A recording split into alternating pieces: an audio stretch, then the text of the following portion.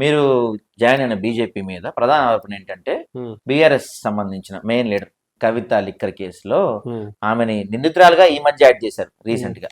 అంతకుముందు ఇదిగో రేపు అరెస్ట్ చేస్తాను అది అరెస్ట్ చేసేసారని చెప్పి మనం రకరకాల వార్తలు చూసాం. తెర వెనక ఒక ఒప్పందం జరిగింది, అందుకే అరెస్ట్ చేయలేదు అనే ఒక ప్రధాన ఆరోపణ ఉంది. ఆధారాలు తెమ్మంటే నేను తీసాను, అక్కడ కెమెరా స్మైల్ లేవు చెప్తాను. కవిత అరెస్ట్ ఈడీకి సంబంధించి ఇప్పుడు సిబిఐకి సంబంధించి నడుస్తుంది. సో ఈడీ గాని సిబిఐ గాని కేంద్ర దర్యాప్తు సంస్థలు ఒక ప్రోటోకాల్ ప్రకారం ఇన్వెస్టిగేట్ చేస్తూ ఇమీడియట్ గా మన లోకల్ పోలీస్ స్టేషన్ లా ఒక మంత్రి చెప్పి ప్రవీణ్ చికోటి మీద ఎఫ్ఐఆర్ చేసి అరెస్ట్ చేయి అనగానే వీళ్ళు ఉరికి పోయి చేసినట్టు కాదు. అది దాని తగ్గట్టు ఆధారాలు ఉండాలి, దాని తగ్గట్టు గ్రౌండ్ వర్క్ ఉండాలి. ఏదైతే ఈడీ గాని సిబిఐ గాని చేస్తుందో చైన్ లింక్ కవిత పిఏ ఎక్కడెక్కడ ఎవరెవరు ఉన్నారో మొత్తం link with data with proofs రేపు కోర్టులో జవాబు చెప్పేటట్టు ఉండాలి. కాబట్టి ప్రాపర్ డాక్యుమెంటేషన్ తోటి ప్రాపర్ ఆధారాలతోటి వాళ్ళు అరెస్ట్ చేస్తారు. మనం అనుకోగానే ఇప్పుడు లాస్ట్ టైం ఏమన్నారు, బీఆర్ఎస్ బీజేపీ ఒకటే, కవిత అరెస్ట్ చేస్తే బీజేపీ ఈసారి ఒక 30 సీట్లు పైన వచ్చేటి అని జనాలు అనుకోరు. అవునా? ఒకవేళ మాకు 30 సీట్లు వస్తాయి, 40 సీట్లు వస్తాయి అరెస్ట్ చేస్తే, ఒక ఈడీ మా కనుసన్నలో పని చేస్తుంది అంటే మరి మేము మంచి హ్యాపీగా అరెస్ట్ చేపిస్తుంటాం కదా. అరెస్ట్ చేసి సింపతి వచ్చి గెలుస్తారని అరెస్ట్ చేయలేదు. సింపతి ఎందుకు వస్తుంది? బీజేపీ కవితను అరెస్ట్ చేయకనే ఓడిపోయారు బీజేపీ అన్నారు కదా, ఓన్లీ 8 సీట్స్ వచ్చినాయి అందుకే అన్నారు కదా. సో అరెస్ట్ చేస్తే మాకు లాభం అవుతుంది అంటే ఎవడెందుకు కూకుంటాడు? ఒకవేళ ఈడీ మా కన్సర్న్ లో పనిచేస్తుంది, అట్లా పనిచేయదు. దేని ఫ్రీడమ్ దానికి ఉంటది. మీరు ఇందాక అన్నారు కదా ఈడీ ఇదంతా ఒక ప్రాసెస్ ఉంటది, మొత్తం ఆధారాలతో సహా. మీ కేసులో కూడా అదే పని? అబ్సల్యూట్లీ. మీ వాళ్ళని ఇన్వెస్టిగేషన్ అన్ని అయిపోయినాయి, మా దాంట్లో ఇన్వెస్టిగేషన్ అంతా అయిపోయింది కదా. ఓకే, ఏమి ఇప్పుడు ఆ కేసు ఎక్కడ స్టేటస్ ఏంటండి? అది వాళ్ళే చెప్పాలి, మనకు తెలియదు. మీకేం నోటీసులు మిమ్మల్ని విచారణకు పిలుస్తాం ఇట్లాంటి ఏం జరగట్లేదా? ఇప్పుడేం పిలవలేదు. పక్కన పెట్టినట్టే ప్రస్తుతానికి. పక్కన పెట్టినట్టు అంటే తప్పు చేస్తే నన్ను కూడా ఎత్తారు లోపల. ప్రస్తుతానికి దాని మూమెంట్ ఏం లేదన్న ఉద్దేశం. అట్లా ఎందుకు, ఏమి ఆధారాలు లేవు కాబట్టి ఏం దాంట్లో తప్పులు నావేం లేవు. నేను చేసింది ఏం లేదు. మీకు ఫస్ట్ ఈడీ అయినాక ఓడన మీడియా ముంగట్కి వచ్చిందా? మీరు చాలా మంది వచ్చారు. ఇప్పుడు కవిత కూడా వచ్చింది ఈడీ కేసు అయిన తర్వాత. కవిత తోటి నన్ను కంపేర్ ఎట్లా చేస్తారు? మీరు ఎవరన్నా వచ్చారన్నారు కదా, చాలా మంది వచ్చారు. ఎవరు వచ్చారు? ఈడీ అయినా తెల్లారు మీడియా ముందుకు వచ్చి నేను ఏం తప్పు చేయలేని ధైర్యంగా మాట్లాడింది ఒక్క చూపు. ఇట్లా చెప్పడానికి వచ్చారేమో అప్పుడు మీరు. చెప్పండి అంటున్నా. నువ్వు అన్నిటికీ క్రాస్ క్వశ్చన్ వేయొద్దు. నువ్వు నేను మాట్లాడేది ప్రాక్టికల్ గా ఉండాలి. నువ్వు ఎట్లా ఇంటర్వ్యూ చేస్తున్నావు అంటే నా మీద ఏదో ఒకటి అనాలి, నన్ను డామినేట్ నువ్వు నన్ను డామినేట్ చేద్దామని ఇంటర్వ్యూ చేయకు. నువ్వు ప్రజలకి నా నుంచి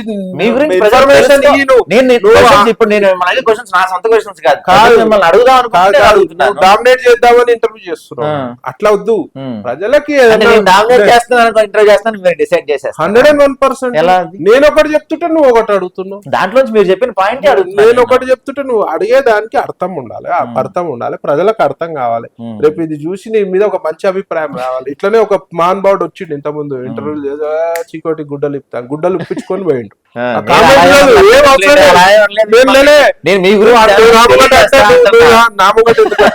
కింద కామెంట్ చదువు, 1500 కామెంట్లు అమ్మ నాకుతుంది ఇట్లా.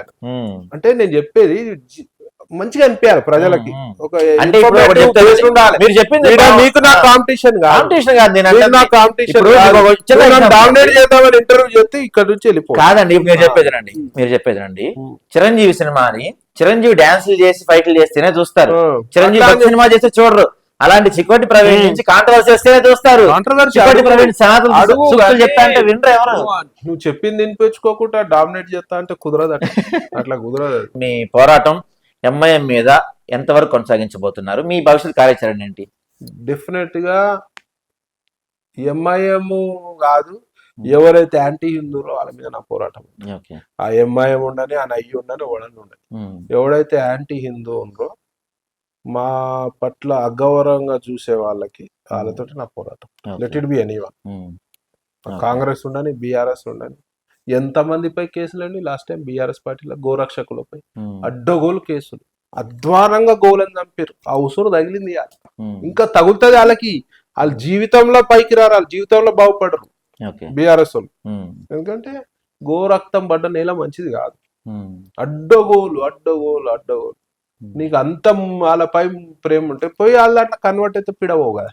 మళ్ళీ ఎలక్షన్ రాగానే యాగాలు హోమాలు ఎందుకు ఈ దొంగ లెక్కలు కేసీఆర్ ఈ మధ్య అందరూ మన రేవంత్ రెడ్డి గాని లేకపోతే కేసీఆర్ అక్కడ జగన్ చంద్రబాబు నాయుడు అందరూ ఎలక్షన్స్ రాగానే రాజశ్యామలే గాని చేస్తున్నారు. ఇది ట్రెండ్ అయిపోయింది. దీన్ని ఎలా అనుకోవచ్చు మనం? అంటే స్వార్థము ఏంటంటే ఎటువై పవర్ రావాలి, పవర్ వస్తాము అంటే ఏ పనైనా ఎంత లుచ్చ పని అని చేయమంటే మీ భాషలో చెప్పండి. వద్దులేగా ఆ భాష ఘోరంగా. మీరే బీపులు వేస్తే ఎట్లా మేము వేసుకుంటాం. ఏంటంటే నీ మనసులో నుంచి రావాలి హిందువుల ప్రేమ. నీ అలా సెంటిమెంట్ కి నీకు పవర్ రావాలని చెప్పి యాగాలు చేసుకుంటా, ఆడ యాంటీ హిందూ చేసుకుంటా, హిందువులపై కేసులు పెట్టుకుంటా, గోవును చంపుకుంటూ వస్తుందా? ఎవడికి జవాబు ఇచ్చే పని లేదు, దేవుడికైతే ఆన్సర్ ఇవ్వాలి. అవునా కదా? ఓకే. సో చిక్కోటి ప్రవీణ్ కర్మని బాగా నమ్ముతాడు 100%. ఎప్పుడు ఎక్కడే అవసరం లేదు, అన్ని ఈ జన్మల్లో చూపిస్తుంది. ఓకే. వీళ్ళు ఇంకా భ్రష్టు పట్టిపోతారు చూడండి. బీఆర్ఎస్ నామరూపాలు లేకుండా పోతుంది పార్టీ. సో రాబోయే ఇంకా ఫ్యూచర్ ఎలక్షన్స్ తెలంగాణ నోరు కూడా మంచిది కాదు. నోరు కూడా మంచిది. ఎలక్షన్ ముందే చెప్పిన నేను, గోశాపం తగిలింది బిడ్డ, మీరు ఎలక్షన్ లో మా పార్టీ రాలేదని బాధ, కానీ వీళ్ళు రాకపోతే చాలా హ్యాపీ. మనం ఇవాళ మీ మీడియా ముఖంగా చెప్తారు, రేవంత్ రెడ్డి గారు మీరు ఎన్ని చేసిన ప్రజలకి ఫస్ట్ బీఆర్ఎస్ స్కాములు తీయండి. ఇవాళ పశు సంవర్ధక శాఖలో 4 అరెస్ట్ చేసారు, ఇంకా స్కాములు ఉన్నాయి.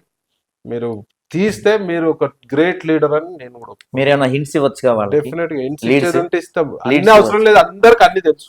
నేను ఇచ్చే అవసరం లేదు, ఐఎమ్ స్మాల్ మ్యాన్, నేను ఇచ్చే పని లేదు, అలా అన్ని తెలుసు. ఎంత నిస్వార్థంగా ఎక్కడ కూడా కరప్ట్ కాకుండా ఈ కాంగ్రెస్ ప్రభుత్వము ఈ బీఆర్ఎస్ ప్రభుత్వం యొక్క స్కాములు తీస్తారో ఇవాళ మీరు చూపించాల్సిన బాధ్యత. మీకు 6 నెలల 3 నెలల టైం తీసుకొని చేయకపోతే మాత్రం మీరు అట్టర్ ఫ్లాప్. ఎలక్షన్ ముందు రేవంత్ రెడ్డి గారు చెప్పి ఇలా స్కాములు అన్ని తీసి లోపలేస్తా అని, స్కాములు తీసి లోపలేయాలి. ఆ ఫండ్ అంతా కూడా ప్రజలకు అంకితం చేయాలి.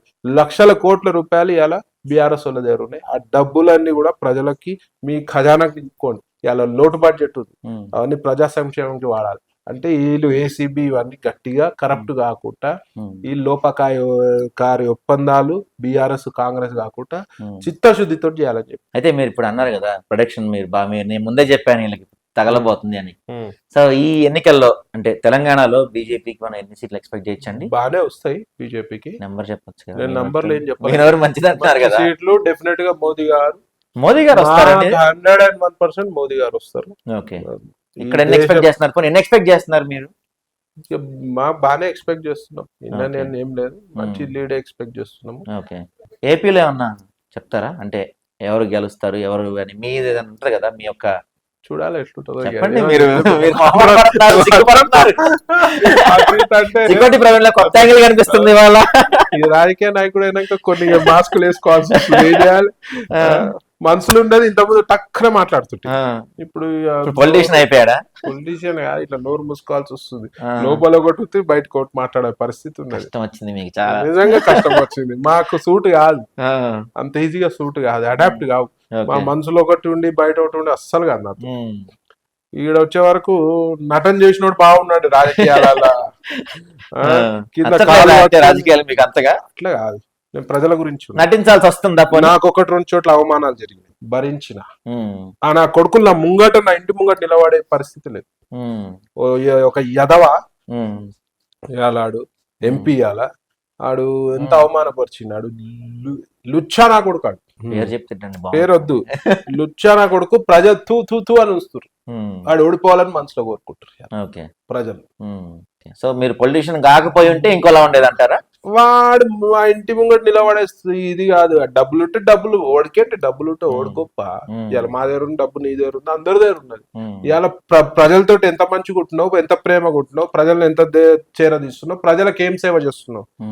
ఇవాళ నేను ఎంపీనైనా అని కన్లీడ ఉంటే అవసరం లేదు. అసుంటోడు ఎప్పటికీ అయినా సక్సెస్ కాదు. అర్థమైందా? ప్రజలకు ఎంత అందుబాటులో ఉన్నావు, ప్రజలతో నువ్వు ప్రజల ఓట్లో కాళ్ళేలా పడి నువ్వు ఎంపీ అయ్యి వాళ్ళకి అలా మూతబరి పొగరు చూపిస్తే ఎట్లా ఉంది? రాజశేఖర రెడ్డి గారు గొప్ప నాయకుడు. ఎందుకు? ప్రజలలో ఉన్నాడు, ప్రతి ఒక్కరిని అవైలబుల్ ఉంటుండే, కలుస్తుండే. ఇవాళ అహంకారంతో కేసీఆర్ ఉన్నాడు, కేటీఆర్ ఉన్నాడు. ఏమైంది? రేవంత్ రెడ్డి ఎలా ఉన్నాడు మరి? రేవంత్ రెడ్డి ఇప్పుడైతే బానే ఉన్నాడు కదా, ప్రజల పట్ల అయితే మంచిగా ఉన్నాడు కదా. ఉండడం వేరే, ప్రాక్టికల్ గా ఏం చేస్తుండే. జగన్ ఎలా ఉన్నాడు? రేవంత్ రెడ్డి గారిని ఒకటే ఒప్పుకుంటా నేను, యువర్ ఎ ట్రూ హీరో అని నేను ఒప్పుకోవాలంటే నువ్వు ఫస్ట్ బీఆర్ఎస్ వల్ల స్కాములది వాళ్ళని లోపలే, అప్పుడే నువ్వు గొప్ప లీడర్ అని నేను ఒప్పుకుంటా. వైఎస్ గారి గురించి గొప్పగా చెప్పారు, జగన్ గురించి కూడా రెండు మాటలు చెప్పొచ్చు కదా ఏమన్నా? వైఎస్ రాజశేఖర రెడ్డి గారి క్వాలిటీ ఎవరికి రాదు, జగన్ గురించి చెప్పలేకపోతున్నారు ప్రస్తుతానికి. ఆయనకు కూడా రాదు, ఓపెన్ గా చెప్తున్నా. ఎలా ఉంది మీకు ఏపీ కాంటాక్ట్స్ బాగున్నాయి, రెగ్యులర్ గా మీరు ఏపీలో? ప్రజల దృష్టిలో ఏపీలో డెవలప్మెంట్ లేదు. ఓకే, చెప్పలేము, ప్రజలు కోరుకుంటే ఏమన్నా కావచ్చు. టఫే ఉంటది, ఈజీ ఏముండదు. ఆంధ్ర ఎలక్షన్ టఫ్ ఉంటది. ఒక హిందూ సోదరుడికి ఒక కష్టం వచ్చింది, ఒక గో సంరక్షకు ఒక కష్టం వచ్చింది, అక్కడ పోలీసులు పట్టించుకోవట్లేదు, నాయకత్వం పట్టించుకోవట్లేదు. చికోటి ప్రవీణ్ అన్న వాళ్ళు ఎలా కాంటాక్ట్ అవ్వాలి? సోషల్ మీడియాలో నేనున్నా, నా ఇన్స్టాగ్రామ్ మెసేజ్ చేస్తే రిప్లై ఇస్తారా మీరు వెంటనే? ఇబ్బంది ఉందంటే ఇస్తా. ఓకే, అంటే మీకు చాలా వస్తుంటాయి కదా, చూస్తారా? అందులో మెసేజ్ వస్తాయి, చూస్తా, ఆల్మోస్ట్ చూస్తా. ఓకే, ఇబ్బంది ఉందంటే నా ఇల్లు ఉంది, నా నంబర్ కూడా ఓపెన్ గానే ఉంది, almost everyone knows my number. Okay, so ప్రజలకైతే నేను చేరువనే ఉన్నది, పెద్ద విషయం కాదు. మీడియాలో అడిగినా నా నంబర్ ఇస్తారుగా, నా నంబర్ ఇవ్వని బాధ లేదు, హరాస్మెంట్ ఉంటది, వీడియో కాల్ చేస్తారు, అన్న అన్న అని మాట్లాడతారు, ఇబ్బంది లేదు, కానీ డైలీ అంతమంది రిసీవ్ చేస్తారు. చికోటి ప్రవీణ్ ఆయన అభిమానులకు కానీ హిందూ సంరక్షకులకు కానీ ఏమన్నా మెసేజ్ చెప్దాం అనుకుంటున్నా? డెఫినెట్ గా హిందువుల సంక్షేమానికి పాటుపడాలి, మత మార్పిడి ఏది ఎక్కడైతే జరుగుతుందో అక్కడ అడ్డుపడాలి, మతం మార్చుకోకుండా మనం జాగ్రత్త పడాలి. ముఖ్యంగా లవ్ జిహాద్ లో మన అమ్మాయిలని వాళ్ళు ప్రేమ పేరుతో వలలు వేసుకొని చిత్రహింసలు, చంపడాలు జరుగుతున్నాయి. కాబట్టి మన హిందూ సోదరి మనులందరూ కూడా లవ్ జిహాద్ విషయంలో కూడా జాగ్రత్తగా ఉండాలి. ఎవరు కూడా వేరే మతాల వాళ్ళని ప్రేమించడం జరగవద్దు. దొంగ ఆధార్ కార్డులు, దొంగ పేర్లు పెట్టుకొని కూడా, వాడు ముస్తఫా అని ఉంటాడు, వాడు రాహుల్ అని చెప్తాడు పేరు, అట్లా కాకుండా వాళ్ళు కూడా మిమ్మల్ని మోసం చేస్తారు. కాబట్టి జాగ్రత్తగా ఉండాలి. ఎవరు కూడా ఏ అవసరం ఉన్నా చికోటి ప్రవీణ్ అన్న అయితే హిందూ సోదరులకు ఉన్నారని చెప్తారు. సో అదండి చికోటి ప్రవీణ్ గారి మనోగతం. ప్రజల్లో ఉంటా, ప్రజలతో ఉంటా, రాబోయే 5 ఏళ్లలో ప్రజల కోసం కొత్తగా చేయబోతున్నా అంటున్నారు. చూద్దాం ఆయన రాజకీయ నాయకుడిగా మారే తర్వాత ఆయన ఎలా ఉంటుంది ఏంటి అనేది మనకి రాను తెలియనుంది. ఇది ఇవాళ ఇంటర్వ్యూ. చూస్తూనే ఉండండి ఆంధ్రప్రభ.